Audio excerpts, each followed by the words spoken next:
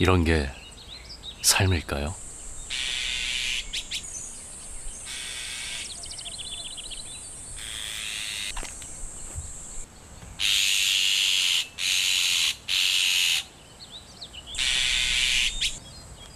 부모가 아니라면 이런 무모한 행동은 하지 않습니다.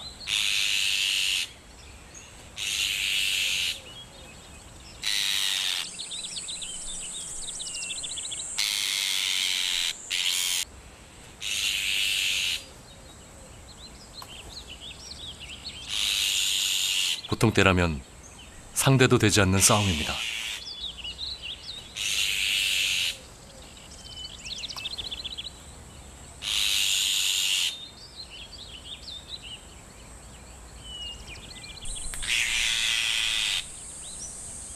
이 부부는 온몸을 내던집니다.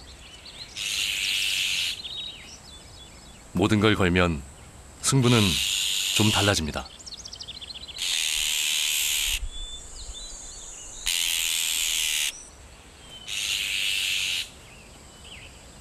구렁이는 이 숲에서 막강한 포식자입니다.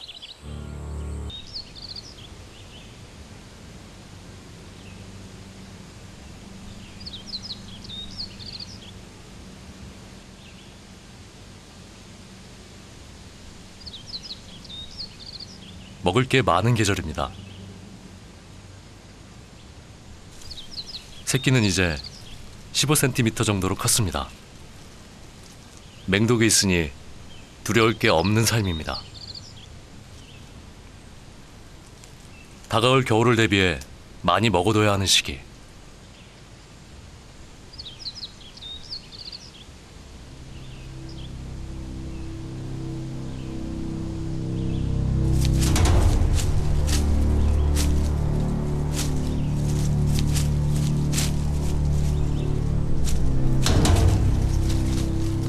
많은 새끼들이 이 위험한 시기를 넘기지 못합니다.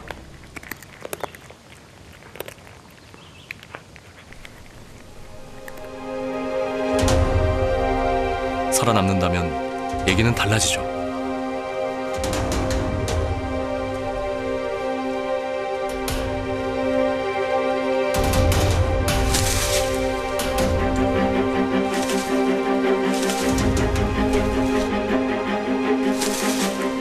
번개처럼 독이빨을 찌른 다음 기다립니다. 이 세상의 뱀은 약 3,000 종류. 이처럼 치명적인 독을 가진 뱀은 50여 종에 불과합니다. 유혈모기, 꽃뱀이라고도 부릅니다. 가장 좋아하는 먹이는 개구리입니다.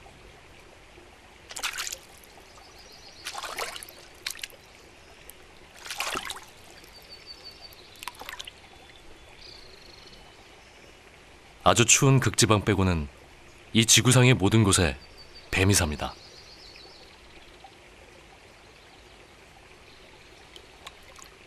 무자치, 물뱀이라고도 부르는 이 뱀은 우리나라에서 흔히 볼 수 있습니다.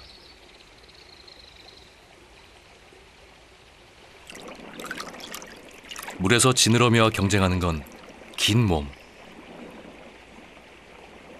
S자형을 그리며 앞으로 나갑니다.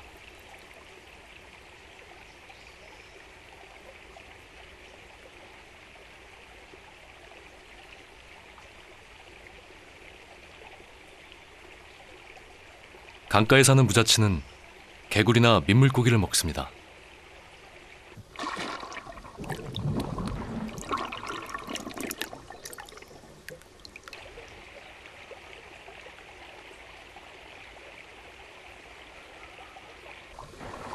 물에서 물고기와 경쟁하는 파충류의 삶은 쉽지 않습니다.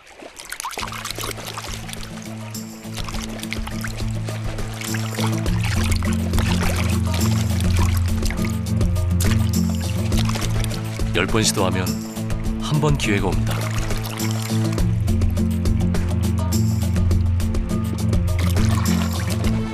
무자치는 독이 없습니다. 버둥거리는 물고기를 놓치지 않으려면 계속 물고 있어야 합니다.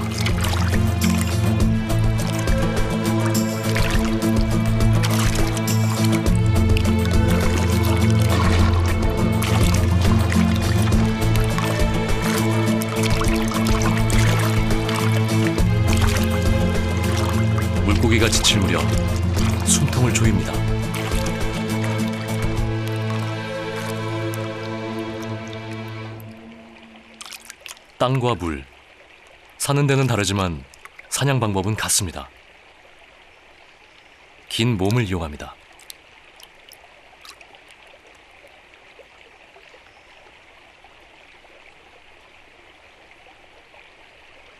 잡는 건 못지않게 먹는 것도 고역입니다.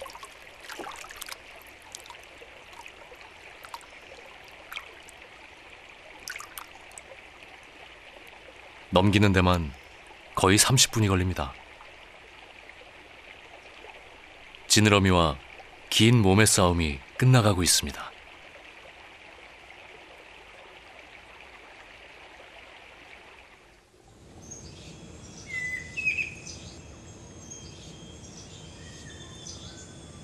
땅과 물에서 동시에 번성한 중 생각나는 게 있나요? 뱀은 그걸 해냈습니다. 다리 없이 땅에서 성공하고 지느러미 없이 물에서도 살아갑니다.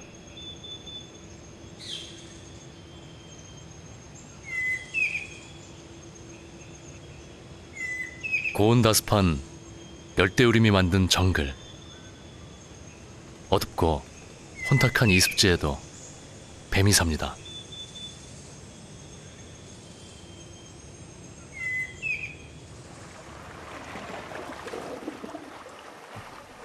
바로 앞도 분간하기 어려울 만큼 흐립니다.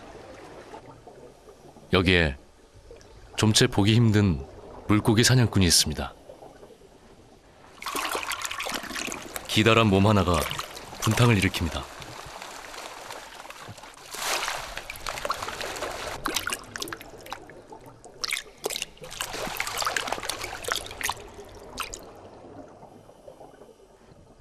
우울한 색깔의 긴 몸, 머리 양옆엔 악마의 뿔처럼 두 개의 촉수, 이름도 촉수뱀입니다.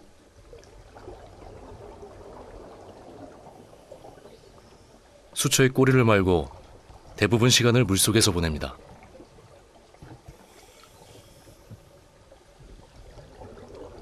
그러다 30분에 한 번 물 밖으로 길게 몸을 뻗습니다.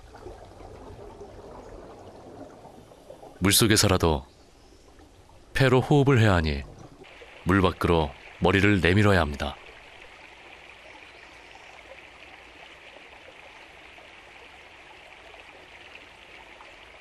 이 뱀은 촉수로 물의 흐름을 읽습니다.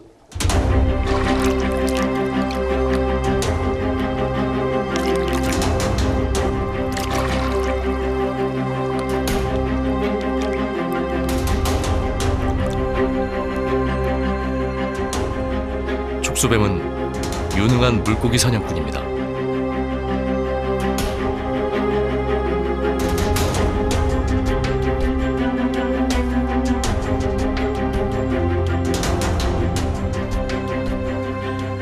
방향을 틀 때 물고기는 아주 빠릅니다.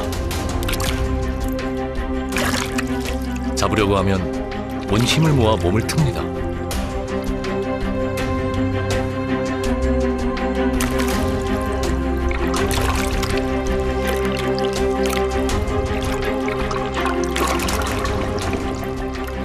물고기에게는 적을 피하는 그들만의 방법이 있습니다. 물 주변이 갑작스럽게 혼란해지면 발동하는 방어 전략이죠.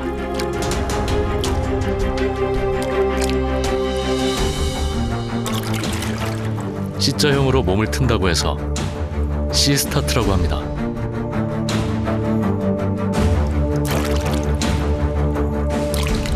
어류와 양서류가 갖고 있는 마우트너 세포에 의해 반사적으로 일어납니다.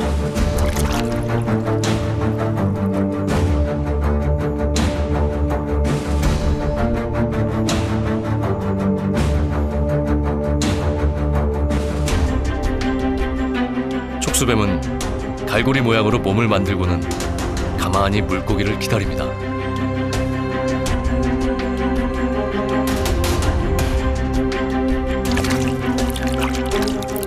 뭔가 시도하려 치면 물고기는 방향을 틀어버립니다.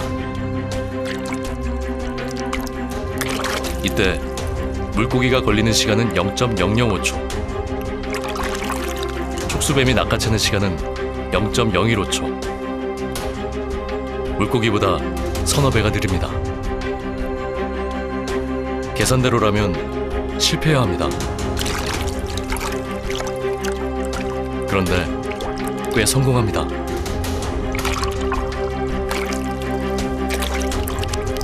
어떻게 이럴 수가 있을까요? 촉수뱀과 물고기의 움직임을 자세히 보십시오.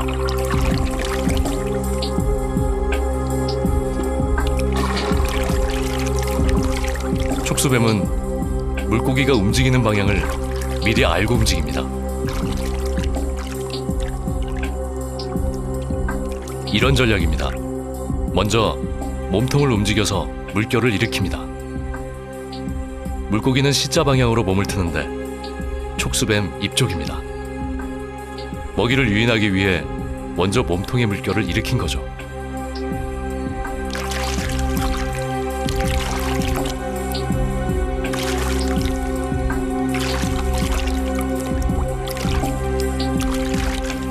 한번 방향이 정해지면 바꿀 수 없는 것이 물고기의 본능입니다. 그 본능을 이용해 느림을 극복했습니다.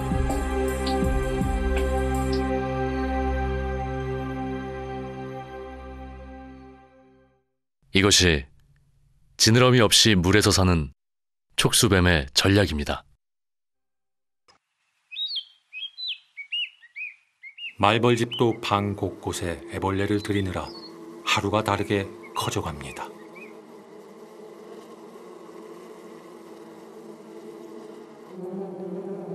이때가 꿀벌들에겐 가장 위험한 순간입니다.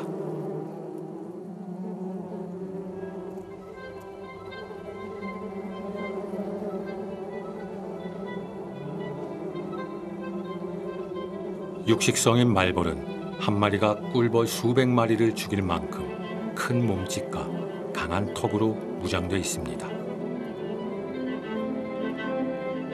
꿀벌의 독침도 저항력을 가진 말벌에겐 무용지물입니다.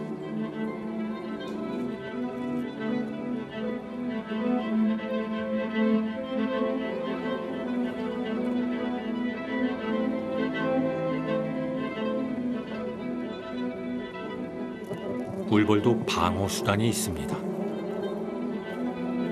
죽음을 무릅쓰고 말벌을 에워싸 말벌의 체온을 올려 죽이는 방법입니다.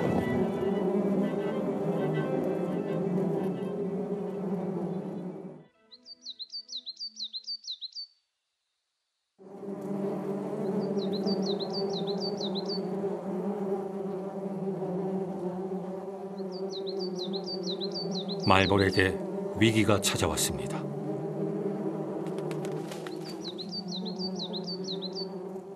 보초 말벌이 위험을 감지합니다.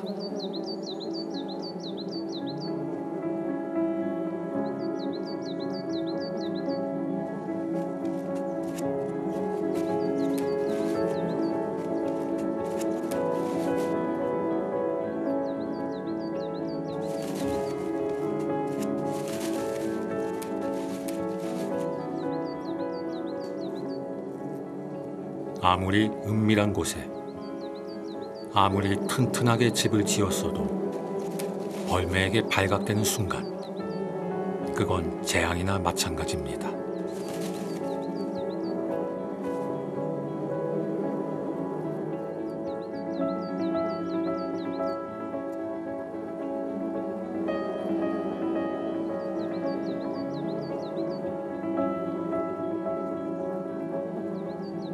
벌집을 발견하는 순간 녀석은 뛰어난 시각과 청각, 후각을 동원해 애벌레를 찾아낸 다음 느긋하게 혼자만의 성찬을 즐깁니다.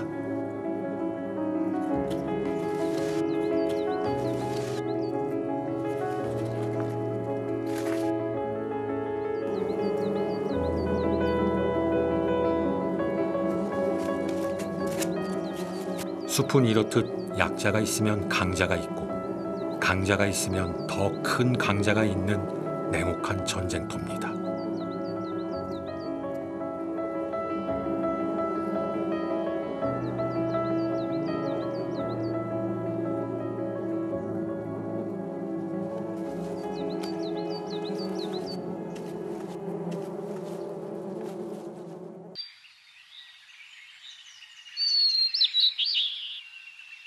은밀히 한 곳을 주시하는 녀석이 있습니다.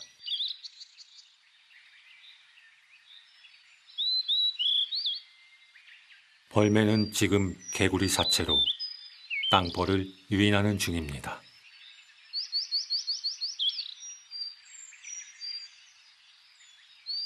기다리다 보면 땅벌은 집으로 돌아갈 것입니다.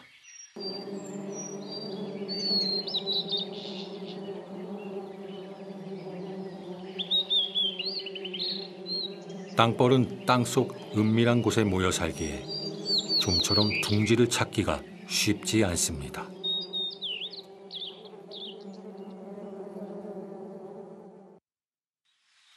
하지만 벌매는 집으로 돌아가는 땅벌을 미행해 본진을 찾아낼 만큼 지능이 높습니다.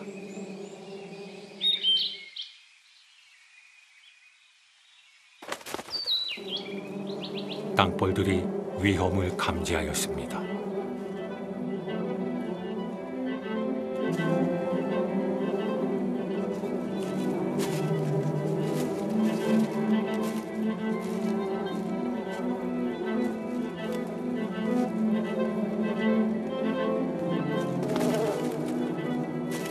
물론 땅벌도 호락호락 당하고 있지만 않습니다.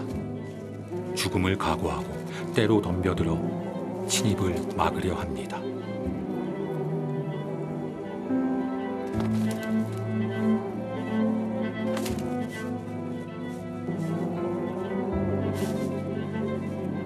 어떻게든 먹잇감을 얻고 싶은 자와 절대로 물러설 수 없는 자의 치열한 생존 싸움이 숲에서 벌어지고 있는 겁니다.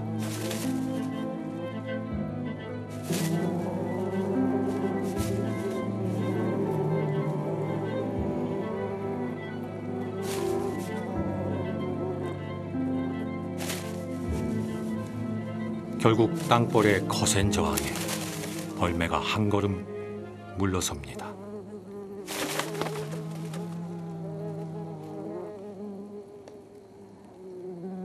하지만 순순히 포기할 벌매가 아닙니다. 한 번 발견한 먹잇감은 집요하게 공격해서 어떻게든 차지하고 마는 것이 맹금류가 가진 본성이니까요.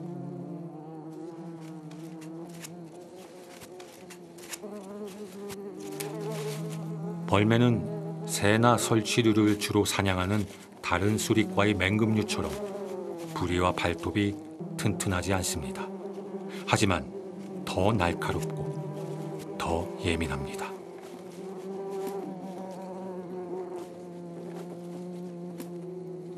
이는 벌집만을 전문적으로 노릴 수 있도록 환경에 맞게 적응해온 까닭입니다.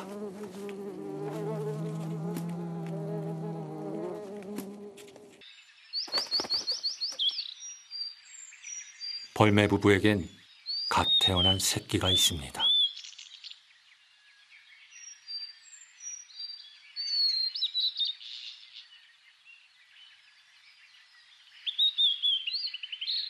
벌매는 6월에 1개에서 3개의 알을 낳아 한 달 넘게 품은 다음에야 새끼를 얻습니다.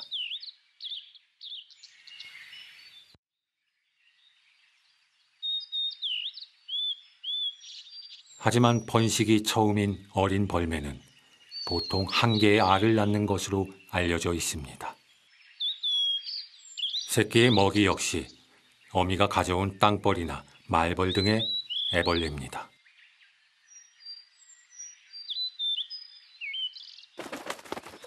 우리나라에서 벌매의 번식 과정을 본다는 건 매우 어렵습니다.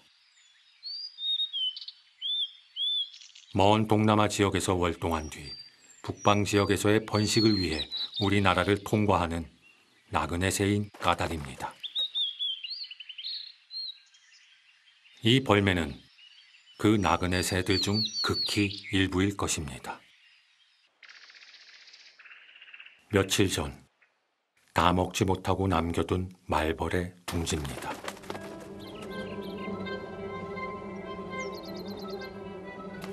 벌매는 때로는 이렇게 며칠에 걸쳐서 말벌의 둥지를 먹기도 합니다.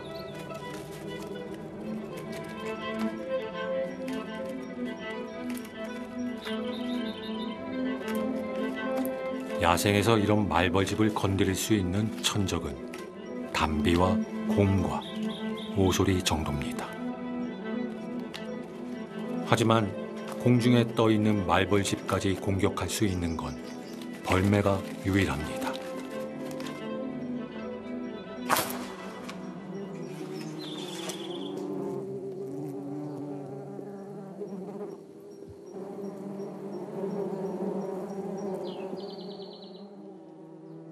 벌매가 더 치명적인 이유는 유충은 물론 성체, 집까지 모조리 파괴해 아예 말벌의 재기를 불가능하게 만든다는 것입니다.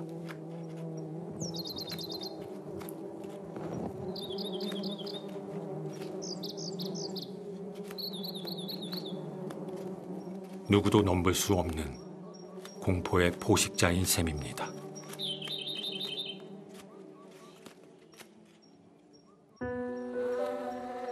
그렇다면 벌매는 어떻게 말벌이나 땅벌의 독침으로부터 안전할 수 있는 걸까요? 그 비밀은 벌매의 특별한 신체 구조에 있습니다.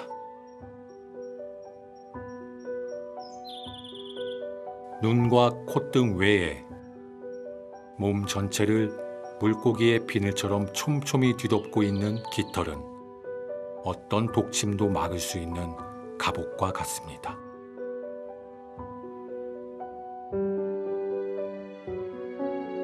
부리는 벌집 속의 유충을 쉽게 꺼내 먹을 수 있도록 낚시바늘처럼 날카롭게 구부러져 있고, 발톱 또한 땅벌이나 말벌의 둥지를 파거나 움켜쥘 수 있도록 발달되어 있습니다.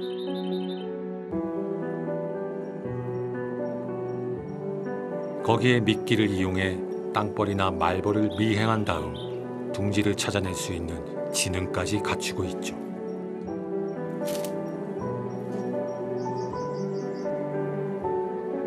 이런 벌매의 남다른 특징은 다른 수릿과 새들과의 먹잇감 경쟁을 피하기 위해 오래도록 환경에 적응해온 결과일 겁니다.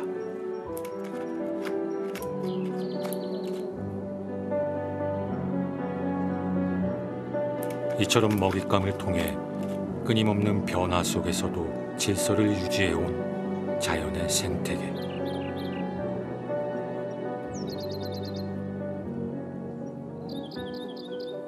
벌매는 땅벌이나 말벌이 많이 서식하는 온대나 아열대 지역에 살 수밖에 없습니다.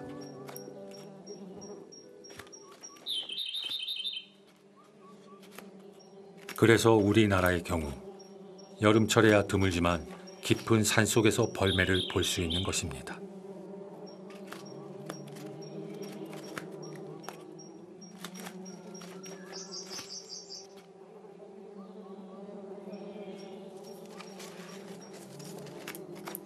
오늘도 부지런히 땅을 헤집어 땅벌의 애벌레를 꺼내고 있는 벌매.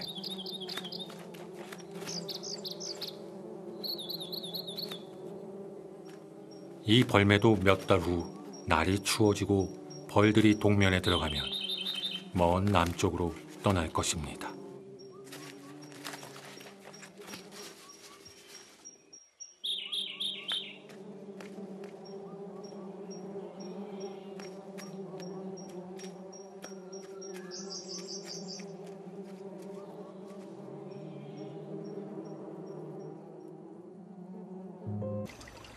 수달은 그런 너구리의 접근이 달갑지 않습니다.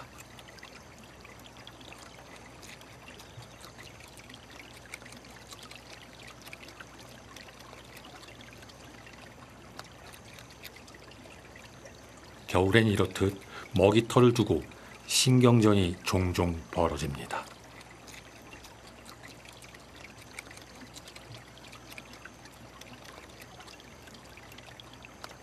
묻이 아닌 물에서라면 수달은 최고의 강자입니다.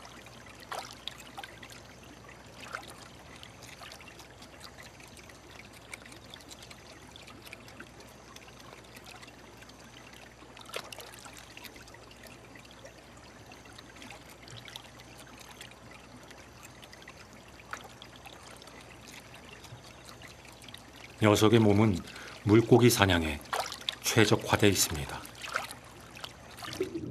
유선형 체형의 속도를 높일 수 있는 물갈퀴, 방향을 바꿀 수 있는 긴 꼬리, 거기에 물고기를 감지할 수 있는 긴 수염까지 갖고 있습니다. 이 모든 것들이 물고기의 움직임이 적은 겨울에도 사냥에 손쉽게 성공할 수 있는 이유입니다.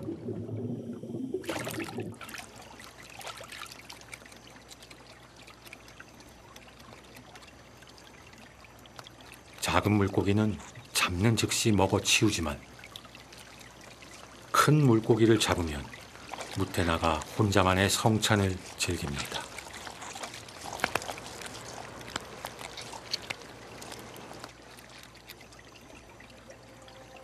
그런데 방해꾼이 나타났습니다.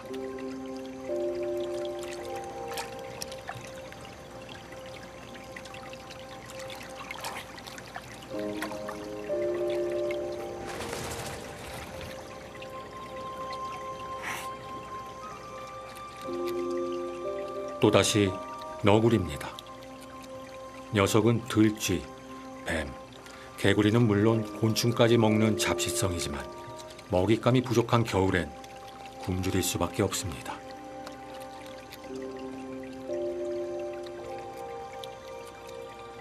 그에 비하면 그나마 사냥감이 있는 수달은 사정이 나은 편입니다.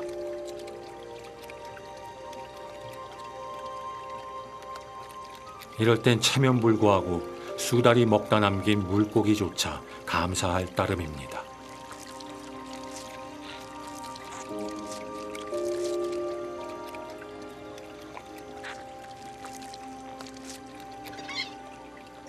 하지만 여전히 자신의 영역에 나타난 너구리가 달갑지 않은 수달입니다.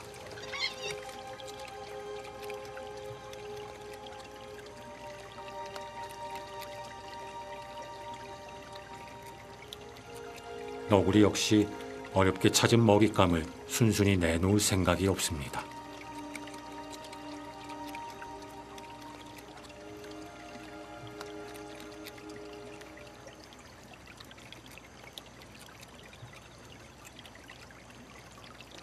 결국 배고픔이 덜한 수달의 양보로 또 한 번의 팽팽한 신경전이 막을 내립니다.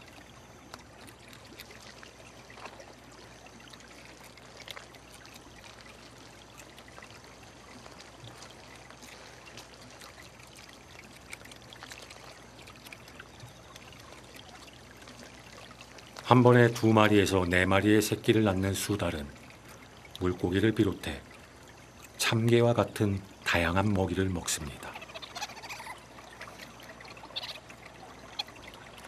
새끼들은 6개월가량 어미의 보살핌을 받으며 생존에 필요한 다양한 방법들을 배웁니다.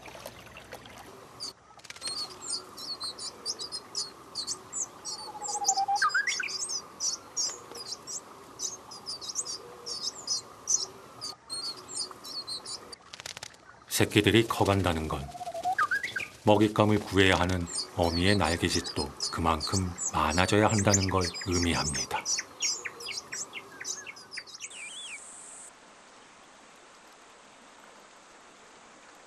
가장 이국적이면서도 아름답고 은밀한 곳에 둥지를 튼다는 여름 철새 긴 꼬리 딱새입니다.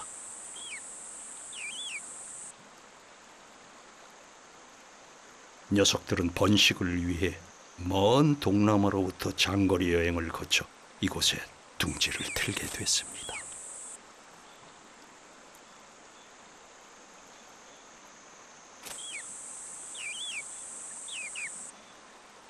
암컷과 달리 꼬리가 길고 눈에 광택이 진한 수컷은 영어로 블랙 파라다이스 플라이 캐쳐라 불립니다.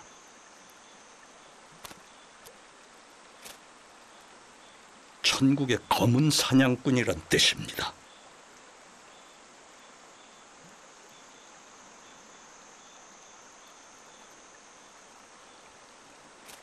벌레들에겐 저승사자지만 새끼들에게만큼 지극정성입니다. 그런데 불청객이 나타났습니다.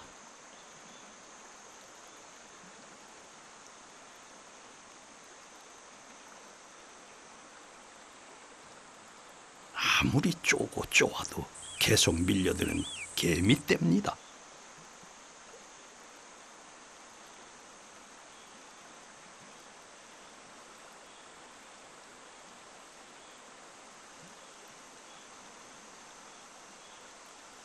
부하에서 둥지를 떠날 때까지의 기간은 약 12일에서 14일. 이 기간 동안 암컷과 수컷은 둥지를 지키랴 새끼들 먹잇감을 가져 나르랴 바쁘기만 합니다.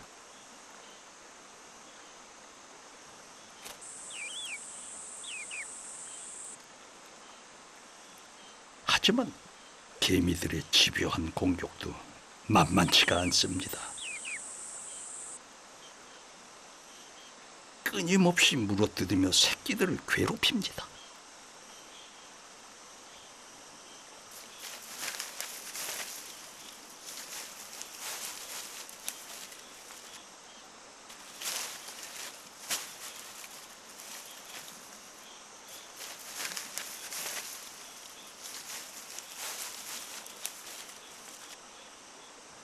사실 긴 꼬리 딱새가 가는 외나무 줄기에 둥지를 트는 것도 침입자들 때문입니다. 누룩뱀과 같은 천적들로부터 새끼를 보호하기 위한 방편입니다. 어미가 열심히 개미를 잡지만 개미 또한 포기를 모릅니다.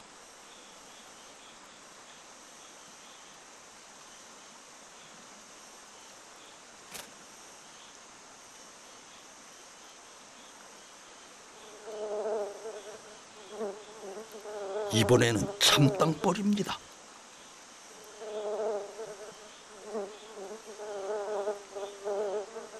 새끼들의 육즙을 빨아먹고자 덤비는 참땅벌의 공격 또한 매섭습니다.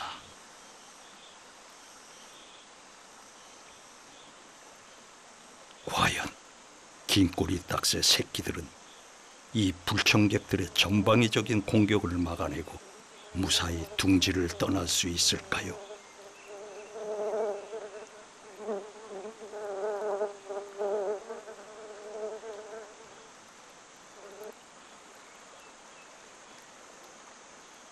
며칠 뒤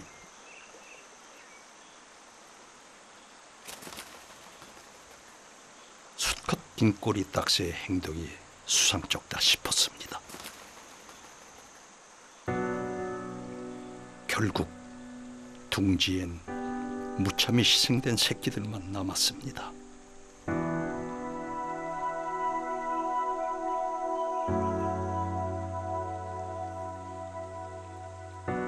자연은 때로 냉혹합니다. 끊임없이 생존 경쟁이 벌어지는 전쟁터입니다.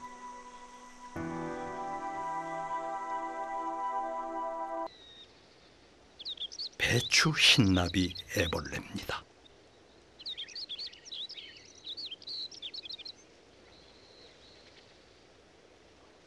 기생벌은 애벌레가 나타나기만을 기다리고 있습니다. 바로 산란 때문입니다.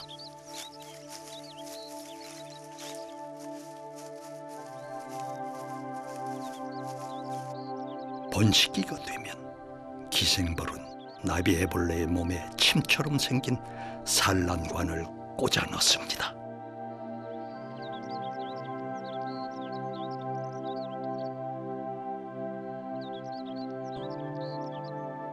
기생, 즉 남의 몸을 빌려 알을 낳아 키우는 것입니다.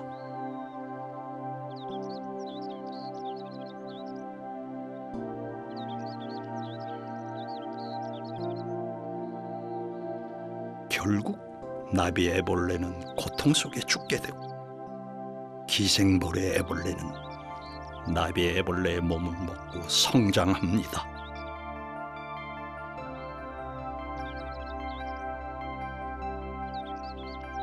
이것은 하나의 생명이 또 다른 생명으로 연결되는 비극적이지만 놀라운 순간입니다.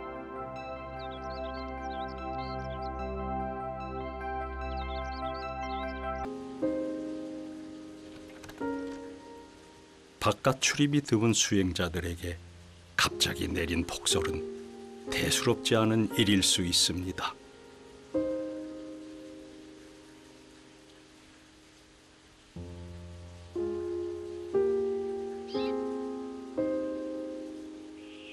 하지만 매 순간 먹잇감을 구해야 하는 야생동물에게 눈은 반가운 손님이 아닙니다.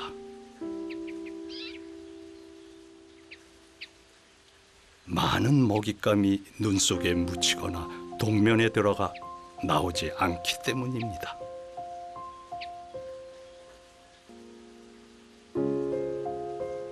우리나라 숲의 최강자로 알려졌지만 혹독한 추위와 허기로 사계 하루하루는 고되기만 합니다.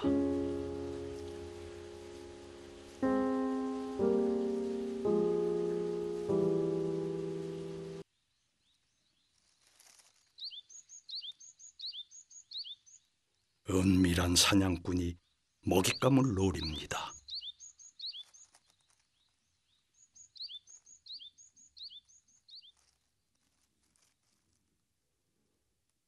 발바닥은 낙엽 밟는 소리도 내지 않을 만큼 예민합니다.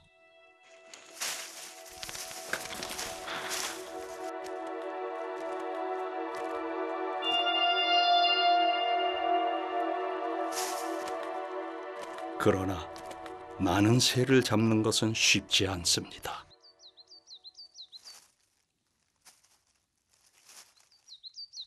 삭은 들쥐나 뱀은 물론 한때 민가의 닭들까지 닥치는 대로 잡아가 사람들에게 골칫덩이가 된 적이 있었습니다.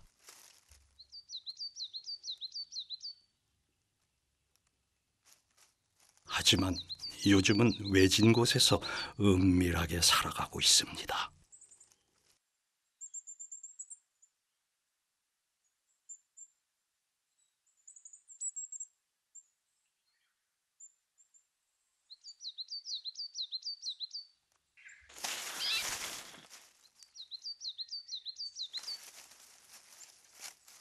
이 정도의 먹잇감이면 당장의 배고픔은 해결할 수 있을 것입니다.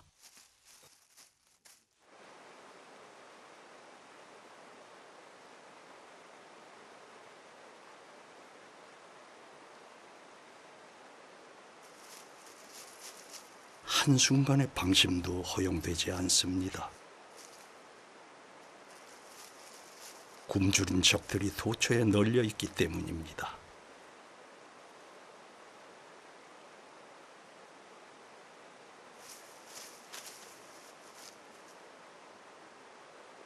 한 녀석이 운 좋게 커다란 먹잇감을 잡았습니다.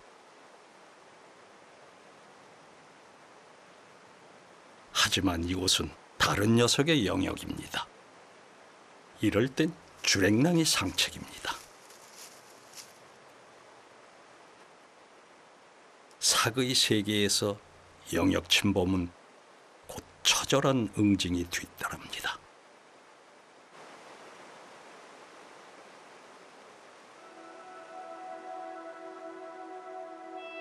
그러나 이 터줏대감은 침입자를 응징하는 대신 다른 먹잇감을 노립니다.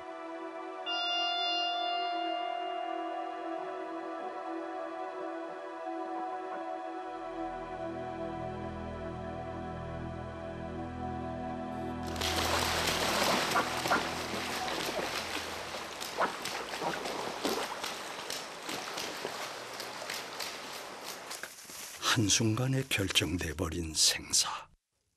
이렇듯 야생에서 안전한 곳이란 없습니다.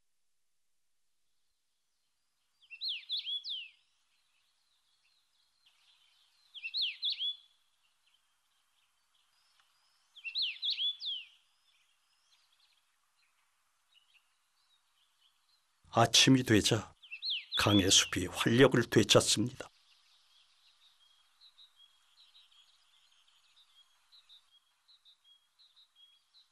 삭은 고양이와 달리 머리에 암갈색 줄무늬가 뚜렷합니다.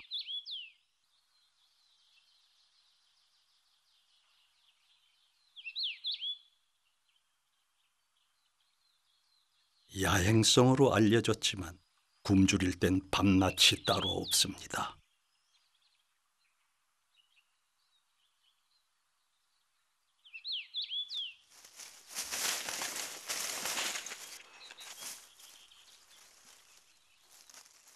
새는 쉬운 상대가 아닙니다. 녀석은 재빠르며 하늘로 나는 순간 천하의 사냥꾼 사기라도 속수무책입니다.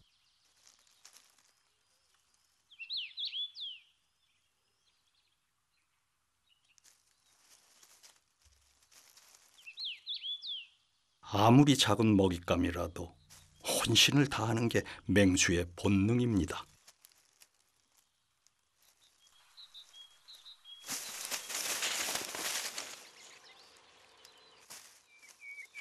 그렇다면 이번엔 성공할 수 있을까요?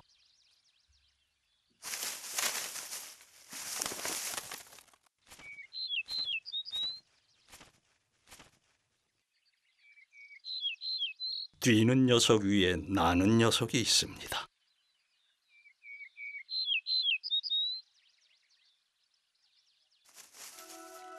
하지만 포기를 모르는 녀석도 있습니다.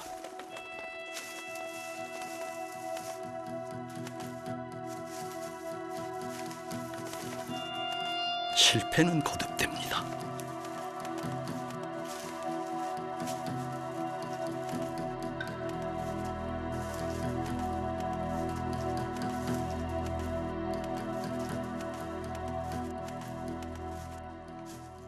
실패를 통해 삭은 은밀함과 민첩함이 사냥의 성패를 좌우한다는 것을 알아갑니다.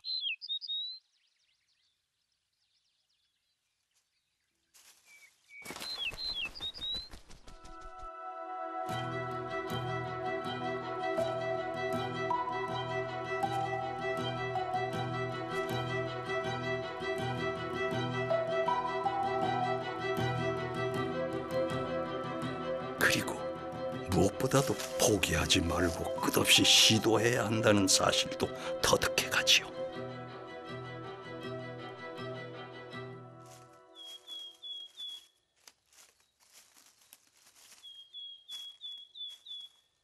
삭은 호랑이, 표범, 스라소니와 같은 맹수들과 달리 끝까지 이 땅에 살아남은 고양이과 동물입니다.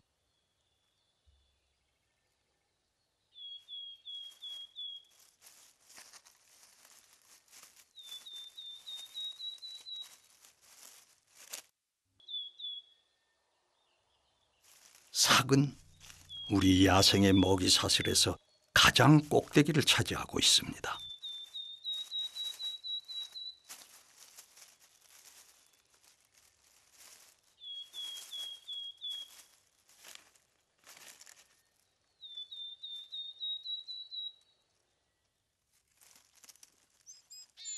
네 발 달린 짐승 중 나는 새를 먹잇감 삼아 공격하는 동물은 드뭅니다.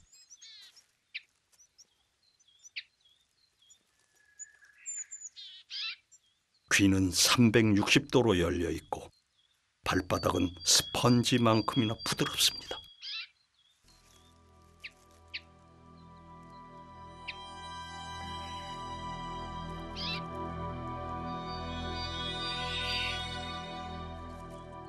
공격할 때는 물개처럼 나선형입니다.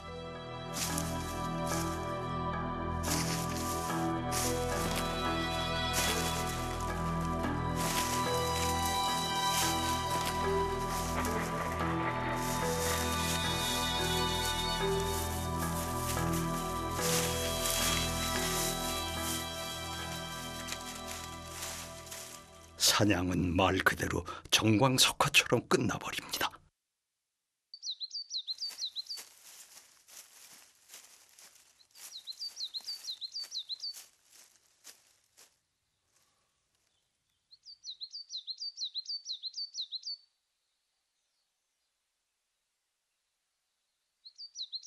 때문에 하늘을 나는 새라 할지라도 이 녀석 앞에서의 방심은 금물입니다.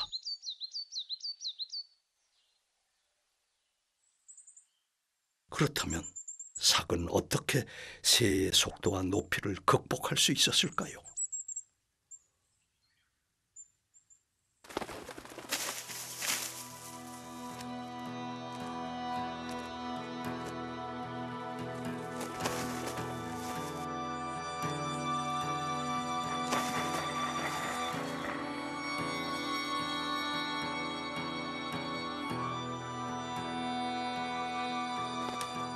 새는 날개짓을 통해 몸을 공중에 띄웁니다.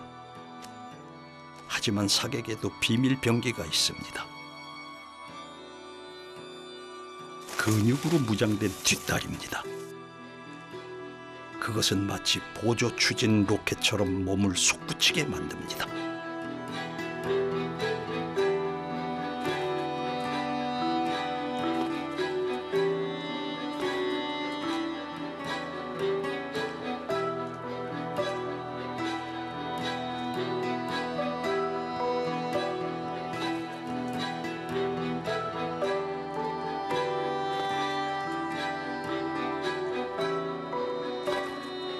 착지 기술 또한 어떤 체조 선수보다 뛰어납니다. 땅에 떨어질 때 몸의 앞부분과 뒷부분을 반대 방향으로 틀어 순식간에 균형을 바로잡습니다.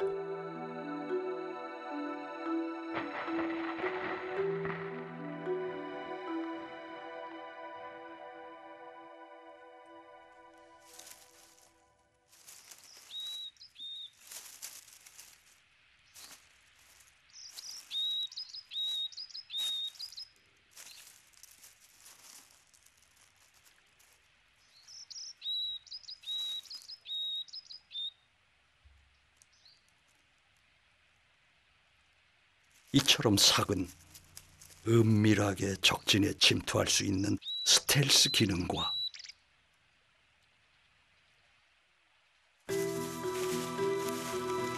제트 엔진 같은 추진력,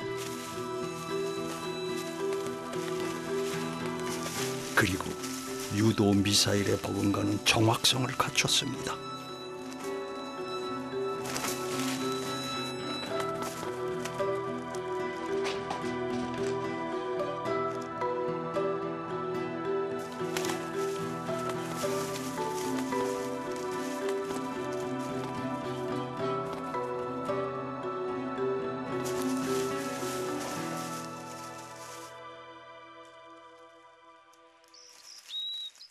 이런 조건들이 삭을 야생 최고의 지배자로 군림하게 만든 것이죠.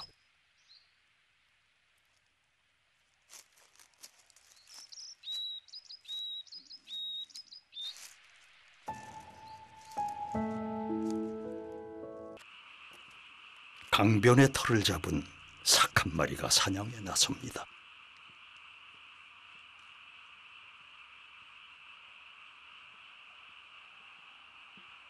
요즘 같은 시절이면 애써 새를 잡지 않아도 어디든 사냥감이 널려 있습니다.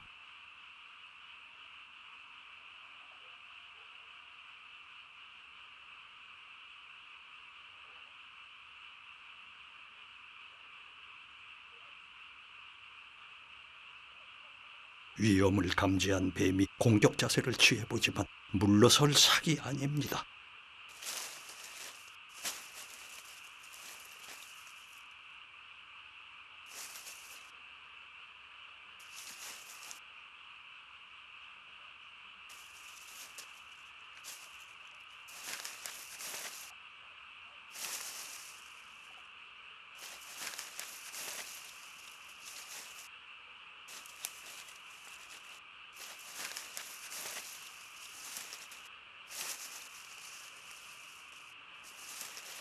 먹잇감을 사냥할 때면 삭은 본능적으로 상대방의 머리부터 물어 질식시킨 다음 제압합니다.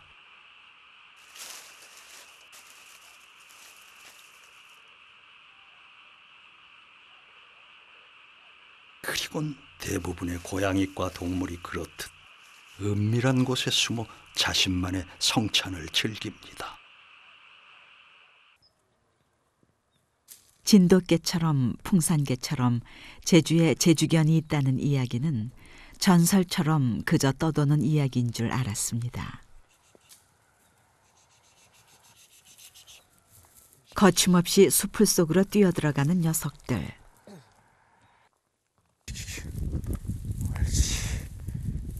옳지. 이들이 바로 제주견입니다. 자, 옳지 가자.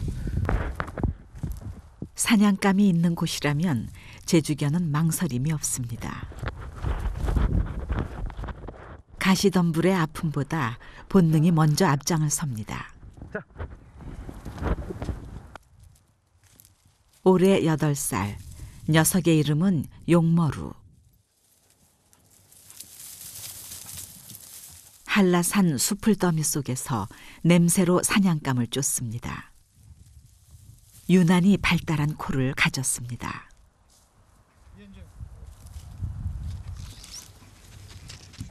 추적을 계속하다 보면 들판을 지나 수풀을 넘어 거친 돌다미를 달려야 할 때도 있습니다. 그래서 용머루의 다리는 짧고 발은 둥글고 단단합니다.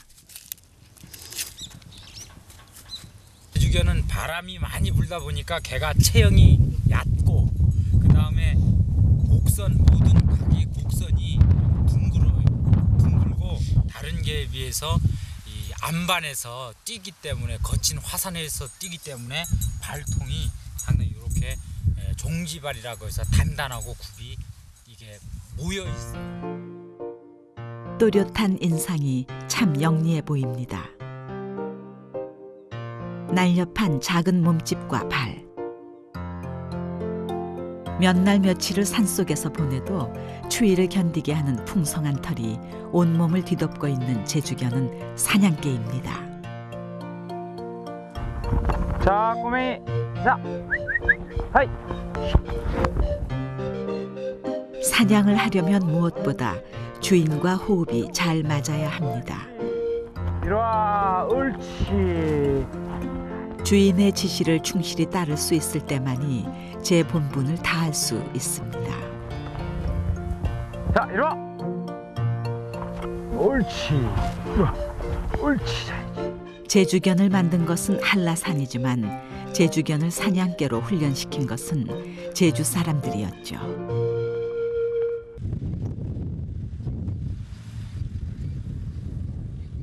(11월부터) 다음해 (2월까지) 제주도 수렵 허용 시기를 맞아 전국에서 제주견을 기르는 이들이 한자리에 모였습니다.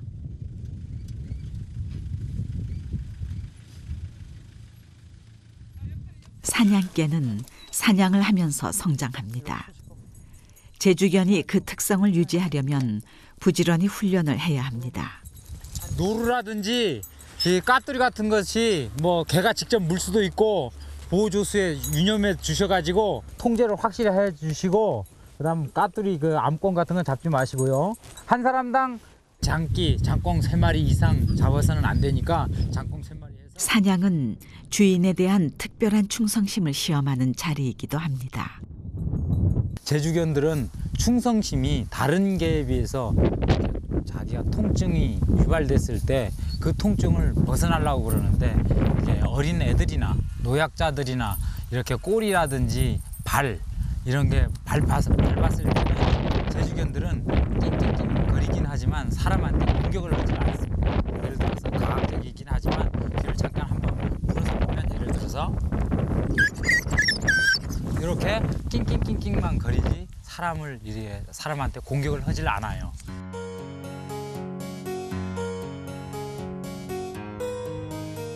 한라산 중산간 일대. 수렵이 허용된 지역이라 해도 곳곳에 풀어놓은 말과 소가 있습니다.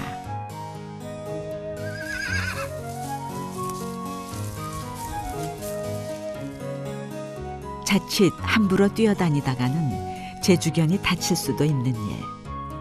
완벽하게 통제할 수 있어야 사냥이 가능합니다. 이제 들판을 지나 깊은 숲속으로 들어갔습니다.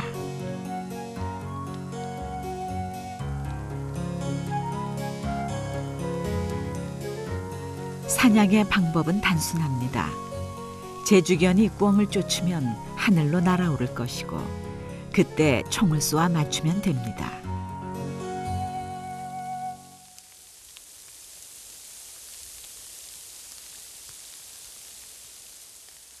용모루를 비롯한 선두그룹이 조심스레 꿩의 뒤를 밟습니다.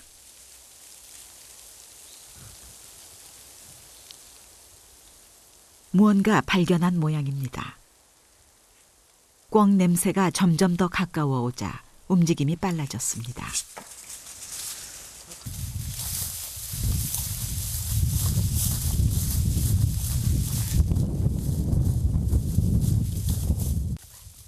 용모루를 따라 사람들도 분주해졌습니다.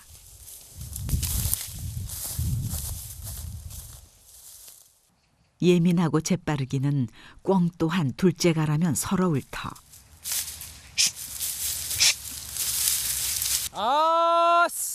까투리! 아이, 까투리! 안타깝게도 까투리였습니다. 꿩 사냥은 수컷인 장기만 잡아야 합니다.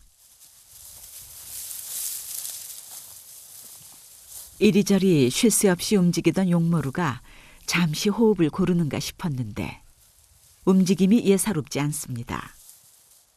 사냥감을 발견한 것이 분명합니다. 팽팽한 긴장감, 엄습해오는 예감. 용모루가 뛰기 시작했습니다. 때려! 그렇지! 성공입니다. 용모루가 재빨리 꿩을 회수해 옵니다. 기다려. 와. 기다려. 옳지. 기다려. 용모루는 입에 문 꿩을 쉽사리 놓지 못했습니다. 아무리 사료를 먹여 키운다 해도 이것이 녀석들 본성입니다.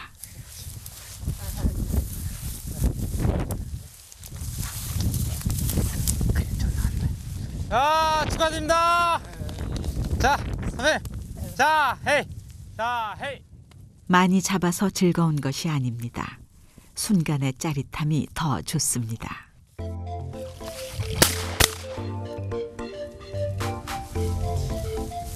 자, 한수했습니다. 옳지. 서양의 전문 사냥개 포인타의 경우 제주견처럼 한라산을 자유자재로 뛰어다니지 못합니다. 사냥감을 제대로 회수해 오지 못할 때도 있습니다. 천천히. 아이고 이뻐. 아이고 이뻐. 한라산이 키워낸 최고의 사냥개. 그리고 그 제주견이 있어 사람들은 고단했던 한 시절 버텨낼 수 있었습니다. 제주견은 한라산과 사람들 세상을 이어주는 달이었습니다.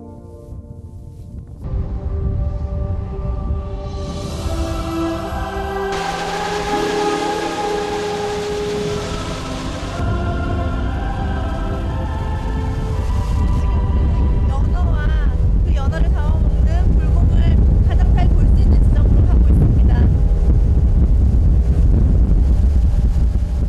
야생의 현장. 가장 가까이까지 가보고자 합니다. 호수 곳곳에 불곰들이 출몰합니다. В случае чего переводчик переведите, чтобы медведица кинется, чтобы все сюда пересели, и все. Противоположную, на всякий случай, она не кинется. 쫓고 쫓기는 관계. 불곰과 연어가 서로 눈치 작전을 펼친다고 합니다. 살금살금 다가온 곰이 연어의 움직임을 살피고 물속으로 뛰어들기도 하네요. Этот маленький ручеек будет рыба заходить, по этому ручью просто невозможно будет перейти, потому что сплошное будет идти рыба одна. Так что сплошное. Вообще все будет красное. 산란때가 되면 수심이 얕은 실개천을 거슬러 오르는 연어. 그런데 그 길목을 떡하니 지키고 선 놈들이 바로 불곰입니다. 이때 불곰들끼리도 좋은 자리를 차지하기 위해 영역 다툼이 벌어지기도 하는데요. 바로 이렇게 서열이 매겨집니다. 연어의 산란 모습을 보기 위해 호숫가에 보트를 대봅니다.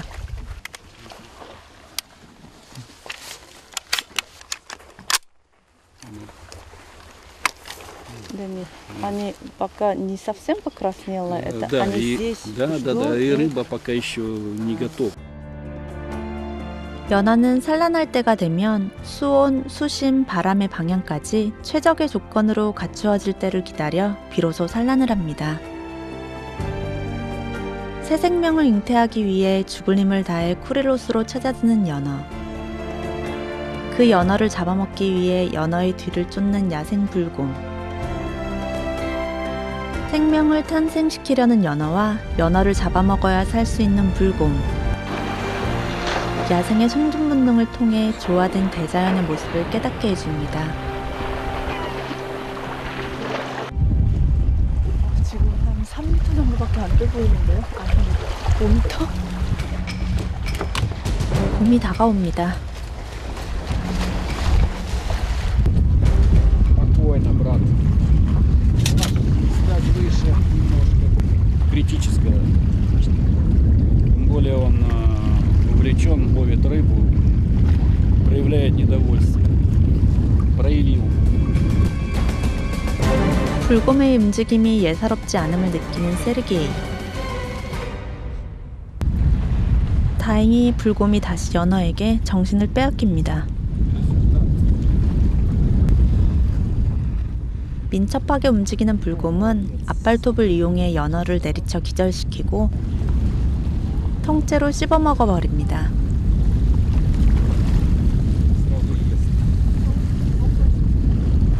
자신이 태어난 고향을 찾아 새로운 생명을 낳고자 하는 회귀하는 연어들과 또 그런 연어들을 기다려서 잡아먹고 추운 겨울을 나기 위한 준비를 하는 불곰들의 이런 대치를 보면서 동물들의 본능과